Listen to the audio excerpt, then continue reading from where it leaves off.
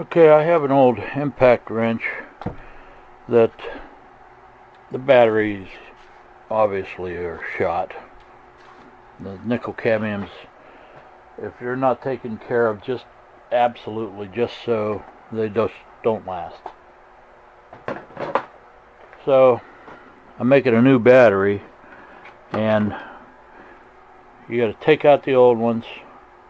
These are pretty bad. Look at the corrosion and the leakage. Yeah.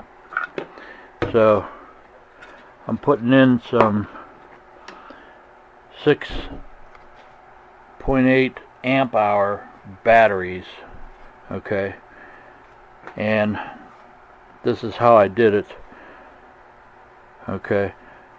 Drilled holes 1 inch so that they'd slide through. When I got them all lined up, put a little hot glue on them, hold them in place, did my soldering so that I have a negative here and it goes through each one and comes out positive, so each one is in series. Okay, so you got to do a little thinking how to connect them. Not hard. Plus to minus, plus to minus. So once that's done, and you want to make sure that your lid's going to go on, your top. So make sure that they're not sticking up too high, that they're going to hit anything. Alright, so make sure that that's good. And I have this black plastic, it's 1/4 inch.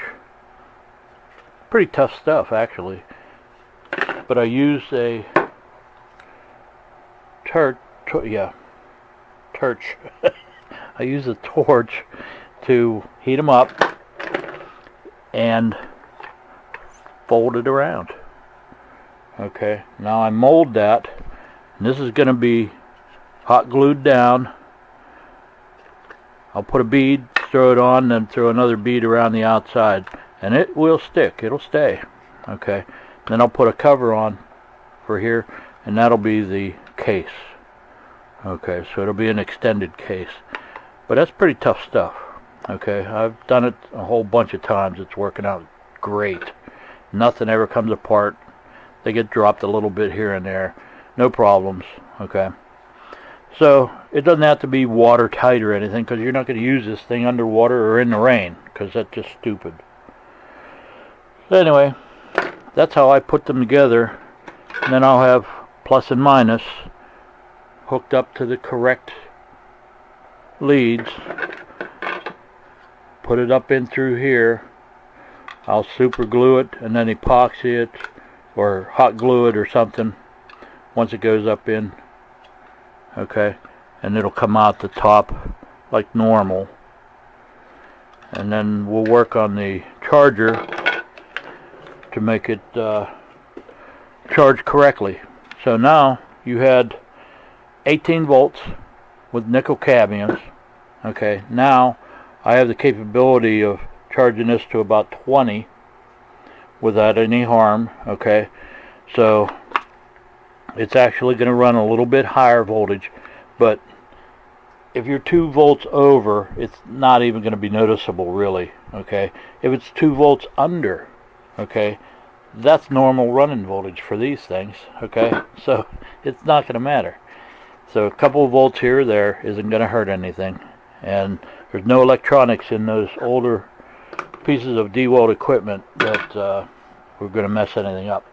I'm going to put a voltmeter in, okay, underneath here with a push button, so that I could test the voltage and you could see what the state of charge is. So I'll be doing that next before I close this up permanently. Okay, that's what I do to change a nickel cadmium over to lithium ion. Okay, I got this closed in, so it's pretty tough. I'm going to take a grinder with a sanding disc, flapper wheel, whatever you want to call them, and I'll clean that up, make it nice and neat. But that's pretty much it.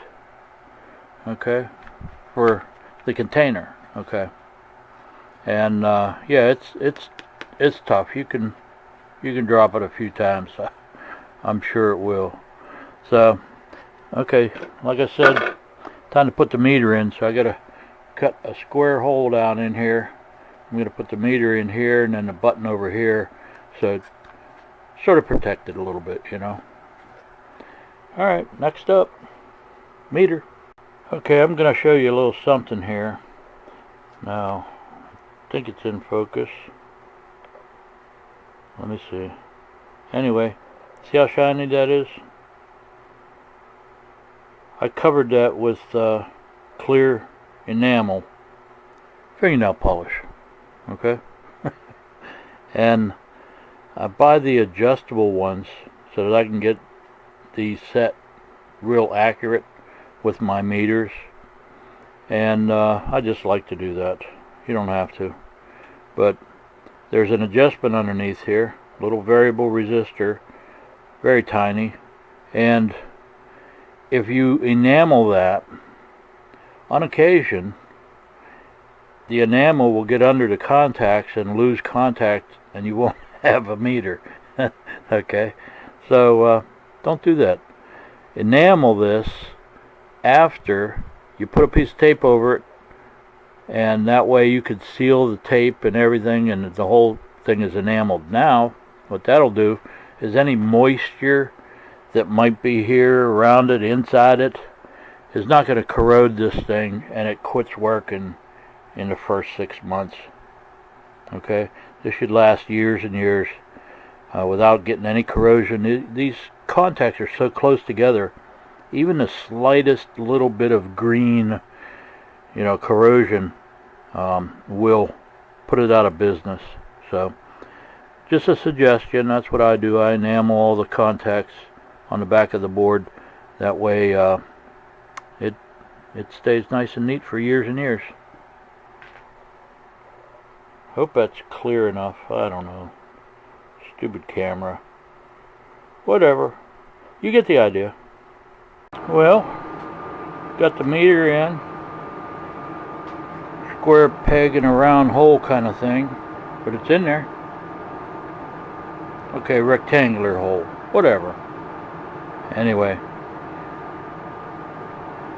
I gotta put the switch in and wire that in.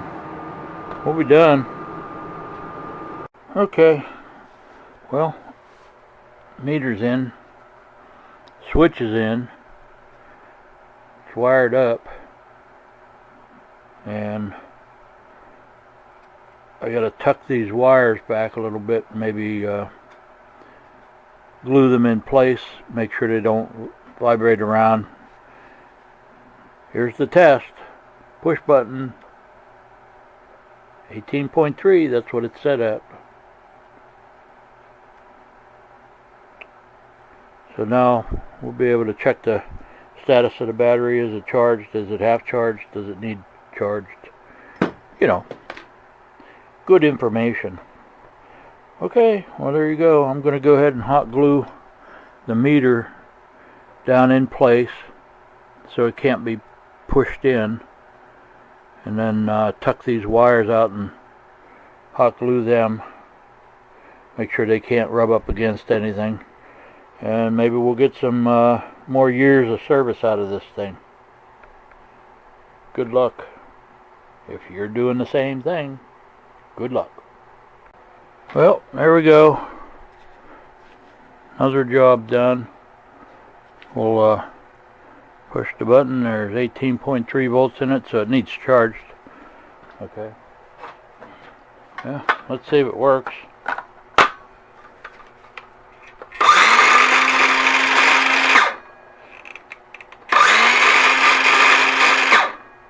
Seems to do it. There we go. Just fixed a couple of tools, and there we go. That should last many years. Now I gotta fix the charger so that it'll charge this. If I use a standard charger in it, it overcharges it, and I can't have that.